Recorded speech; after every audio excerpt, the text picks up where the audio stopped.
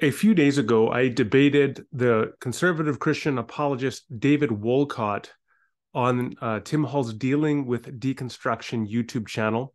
I've linked that debate below.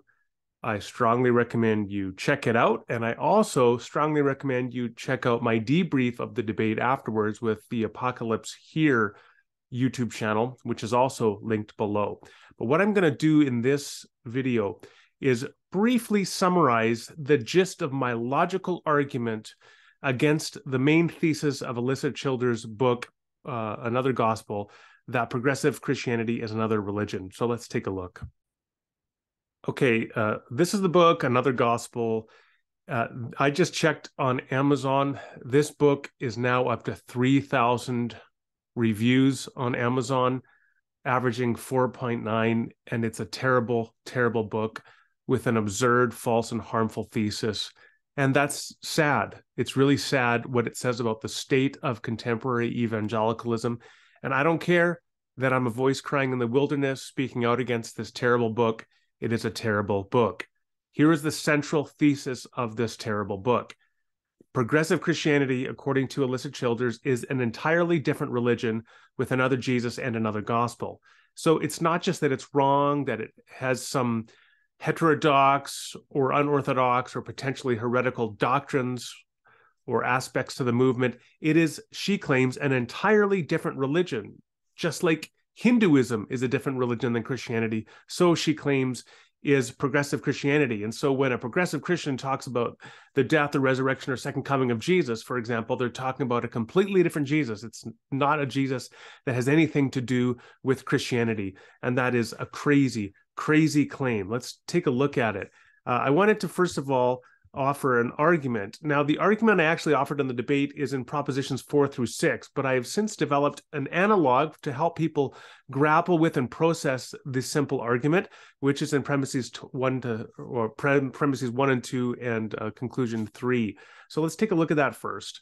Premise 1, if a vegetarian can consistently eat a Beyond Meat burger, then the Beyond Meat burger is not meat-based.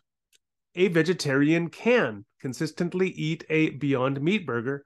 Therefore, the Beyond Meat burger is not meat-based.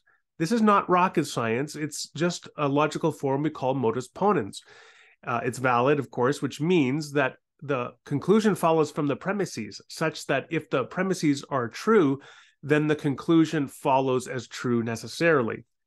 So the first premise, that's obviously true. If it's consistent that a vegetarian can eat a Beyond Meat burger, then it follows, you could say analytically, that the Beyond Meat burger is thus not meat-based. So the next thing here, a vegetarian can consistently eat a Beyond Meat burger. That is true. So then the conclusion follows. Now we have the analog when it comes to progressive Christianity. Now, here the argument goes like this. If a Christian can consistently be a progressive Christian, in other words, just as there's nothing in the Beyond Meat burger that is essentially in conflict with being vegetarian, so there's nothing essentially within progressive Christianity that is inconsistent with being a Christian. That's the logic here. If a Christian can consistently be a progressive Christian, then progressive Christianity is not another religion. Premise 5, a Christian can consistently be a progressive Christian. Conclusion, therefore, progressive Christianity is not another religion. So let me just say a couple words now about the premises, and then we'll go on to the conclusion. So first of all, premise 4. So if a Christian can consistently be a progressive Christian, then progressive Christianity, that should be progressive Christianity, not progressive Christian. Then progressive Christianity is not another religion. So that, again, that is clearly true in just the same way that the Beyond Meat burger is true, right? That if you can consistently eat that, then there's no meat in it. All right, so the premise 5, a Christian can consistently be a progressive Christian.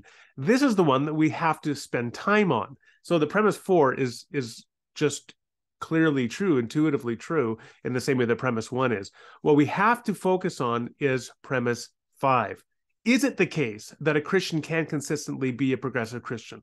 And the way that you establish premise 5 is by looking at actuality. The old saying goes that actuality entails possibility. In other words, if you can find actual progressive Christians who are in fact Christians, then you know that it is possible that a Christian can be a progressive Christian. So now the question is this: are there actual Christians who are also progressive Christians? And on this point, I offer myself as an example. I am a progressive Christian. And yet, here's some more things you should know about me. And I posted this on Twitter last week. I was raised Pentecostal, and I've been North American Baptist since 1996. I have a PhD in systematic theology from King's College, University of London. I am a professor at Taylor Seminary of Kairos University, an evangelical Baptistic school in Edmonton, Canada, where I have trained seminarians for 20 years. I've published 16 books in Christian theology and apologetics, including many with leading Christian publishers like Baker and InterVarsity. I'm a member of Greenfield Community Church, where I am currently serving a 3-year term on ministry council as an elder. I affirm the Apostles' Creed, the Nicene Creed, and the North American Baptist Statement of Beliefs, 1982, Niagara Falls. According to evangelicals like Alyssa Childers, Sean McDowell, and Lee Strobel, I am not a Christian at all, but rather an adherent to a completely different religion called progressive Christianity. This teaching is outrageously false, dangerously schismatic, and profoundly harmful to the unity of the church and the fellowship of believers.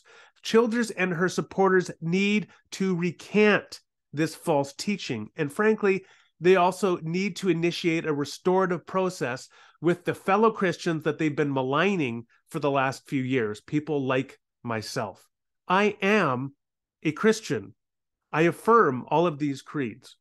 So here's the question now.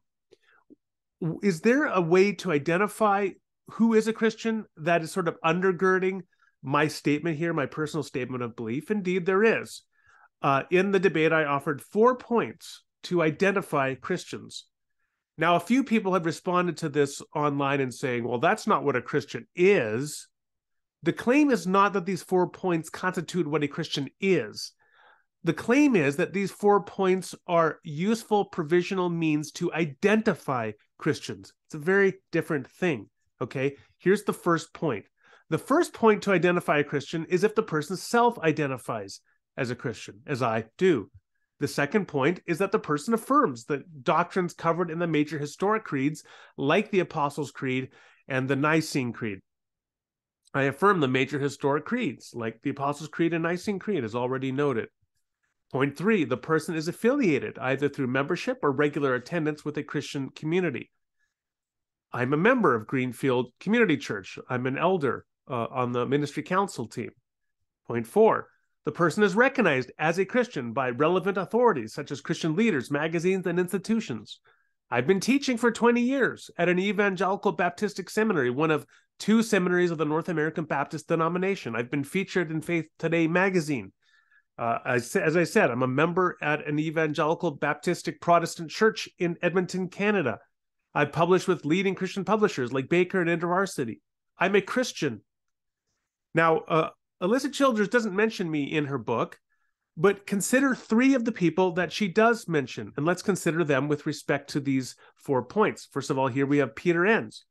Peter Enns self-identifies as a Christian. He affirms the major creeds. I know, I've talked with him about it. He is affiliated with an Episcopalian church where he regularly attends. I should note, in terms of point 2 as well, that he signs an annual statement of belief, which is essentially an evangelical statement of belief at Eastern University where he teaches. And finally, Peter Enns, is recognized as a Christian by leading relevant authorities, including Eastern University where he teaches, including the Episcopalian church where he worships, including Christianity Today magazine, which has lauded his work, including leading scholars like Tremper Longman. There's no question but that Peter Enns is not an adherent of another religion. He is a Christian. Rachel Held Evans, the late Rachel Held Evans, self-identified as a Christian. She affirmed the major Christian creeds. She explicitly does so in her book, Searching for Sunday. She goes through them doctrine by doctrine, point by point. She was affiliated with St. Luke's Episcopal Church, and she was recognized as a Christian by leading authorities, again, including Christianity Today magazine, among others. And of course, she published with leading Christian publishers like Thomas Nelson, and she spoke regularly at Christian conferences and to Christian churches across North America and around the world. Finally, Brian Zahnd. This is a third person that Alisa Childers attacks as not a Christian at all, but rather an adherent to another religion she calls progressive Christianity. Brian Zahnd self-identifies as a Christian. Brian Zahnd is the pastor of Word of Life Church in St. Joseph, Missouri, a church that is defined in terms of its doctrinal commitments by the Apostles' Creed and the Nicene Creed. Brian Zahnd is the pastor of this church and thus is affiliated with it. And finally, he is also recognized as a Christian by leading authorities. He publishes with Christian publishers. He's written for Christianity Today magazine. There's no question but that Brian Zahnd is a Christian. He's not an adherent of another religion. Okay, let's conclude. We have there my three-step argument. It is thus the case that you can consistently be a progressive Christian and a Christian because we've got now 4 examples of Christians who are both. According to Alisa Childers, she identifies these 3 as progressive Christians. I'm self-identifying as one. And actuality entails possibility. So if you can actually be a progressive Christian and a Christian, then progressive Christianity is consistent with Christianity, and thus it's not another religion, and thus Alisa Childers' central thesis in her book, Another Gospel, which now has over 3,000 reviews on Amazon, averaging 4.9, is manifestly false and harmful. It is a sectarian screed that is dividing the church. So that is the brief summary, as brief as I could make it, of the argument. If you want to see a further development of the argument, I would suggest starting off by watching my debate with David Wolcott.